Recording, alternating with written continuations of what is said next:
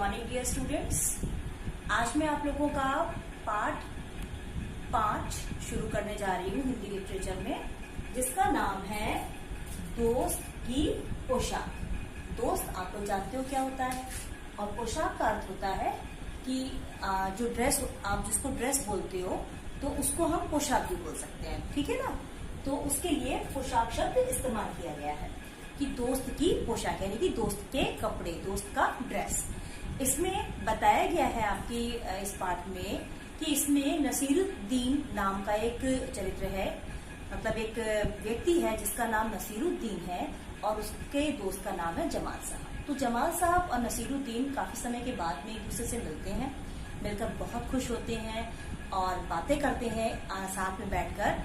और फिर नसीरुद्दीन कहते हैं कि चलिए जमाल साहब हम लोग कहीं घूम कर आते हैं। तो जमाल साहब कहते हैं कि नहीं, मैं नहीं जाऊंगा क्योंकि मेरे पास अच्छे कपड़े नहीं हैं। तो नसीरुद्दीन कहते हैं कि बस इतनी सी बात है, चलो ठीक है, मैं आपको अपने कपड़े दूंगा, बहुत अच्छी सी ड्रेस दूंगा जिसको पहनकर आप बहुत अच्छे लगोगे और सामने वाले जो लोग हैं वो आपकी तारीफ करेंगे। नसीरुद्दीन जाते हैं और जाकर एक भड़कीली मतलब जिसमें चमकदार कपड़े हों वैसी एक ड्रेस लेकर आते हैं और जमाल साहब को पहनने के लिए देते हैं। फिर जमाल साहब उसको पहन लेते हैं, फिर दोनों लोग मिलकर घूमने जाते हैं। जब घूमने जाते हैं तो एक पड़ोसी मिलते हैं। पड़ोसी क्या जाते हैं, जब पड़ोसी क्या जाते हैं तो नसीरुद्दीन वहां जाते हैं और बताते हैं कि ये मेरे बहुत ही पुराने मित्र हैं, इनका नाम जमाल साहब है और इन्होंने जो पोशाक पहनी हुई है, जो ड्रेस पहनी हुई है वो मेरी है। अब नसीर जो जमाल साहब थे उनके ऊपर तो ऐसा लगा घड़ों पानी पड़ गया। घड़ों पानी पड़ गया मतलब बहुत ही वो शर्मिंदा हो गए कि इनके पास अपने पहनने के लिए कपड़े भी नहीं है। कोई बात नहीं, जब घर से बाहर निकल कर आते हैं, चाय नाश्ता करके मिलकर बातचीत करके जब बाहर निकल कर आते हैं तो जमाल साहब नसीरुद्दीन से कहते हैं कि आपको ये बात वहां बताने की क्या जरूरत थी कि ये जो कपड़े मैंने पहने हुए हैं ये आपके हैं।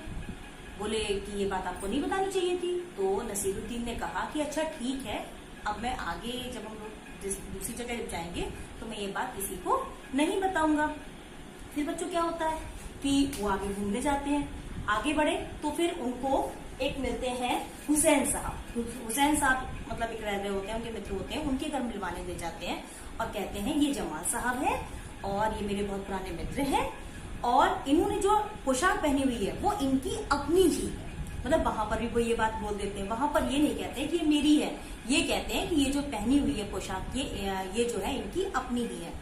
फिर जमाल साहब को बहुत बुरा लगता है। फिर जब उनके घर से बाहर निकलते हैं जमाल साहब कहते हैं तुम्हें बिना पोशाक के बताए क्या, मतलब तुम्हारा मन नहीं भरता है कि तुम एक पोशाक के बारे में जरूर बताते हो। तो वो कहते हैं अच्छा ठीक है, अब आगे जब हम जाएंगे तो हम पोशाक के बारे में नहीं कहेंगे। आप लोग पढ़िएगा बच्चों, कहानी बहुत इंटरेस्टिंग है और बहुत आप एंजॉय करोगे इस स्टोरी को।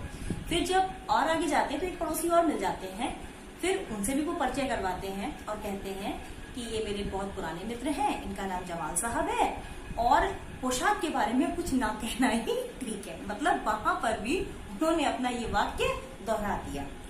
तो इस तरीके से कहानी समाप्त हो जाती है और पोशाक के ऊपर दोस्त की पोशाक, इसीलिए इस पाठ का नाम दोस्त की पोशाक है और पोशाक को ही इर्द गिर्द जो है वो कहानी घूमती रहती है। कहानी को अच्छे से पढ़िएगा।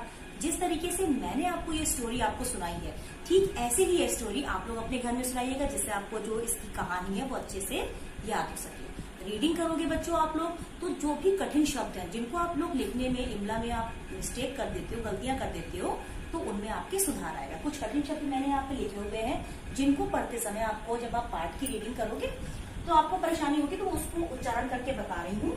जैसे कि नसीरुद्दीन ये नाम है, लेकिन इसमें कठिन शब्द जैसे कि ये रू इस्तेमाल हो गया या दीन कैसे लिखना है, तो इनके ऊपर आपको फोकस करना है। मोहल्ले, अब यहाँ पे आधा ला है फिर पूरा ला है। भड़कीली, अचकन, ठीक है ना, जो ड्रेस था जो पहना होता उसका नाम था अचकन। गर्मजोशी यानी कि बहुत ही ज्यादा खुश होकर, गर्मजोशी बहुत ज्यादा हम खुश हो गए, उत्साह के साथ में किसी का स्वागत करना। नाराज, नाराज शब्द कठिन क्यों है क्योंकि जाके नीचे बिंदी आई है। पड़ोसी, हुसैन साहब ये एक नाम है। बंठन, माफी, माफी में देखिए बच्चों फा के नीचे बिंदी आई है। तो इस तरीके से शब्दों में कहाँ पे बिंदी आई है, कहाँ पे आधा शब्द बना है, इन शब्दों पर आपको अच्छे से ध्यान देना है। पाठ को अच्छे से रीड करिएगा, ठीक है। Thank you.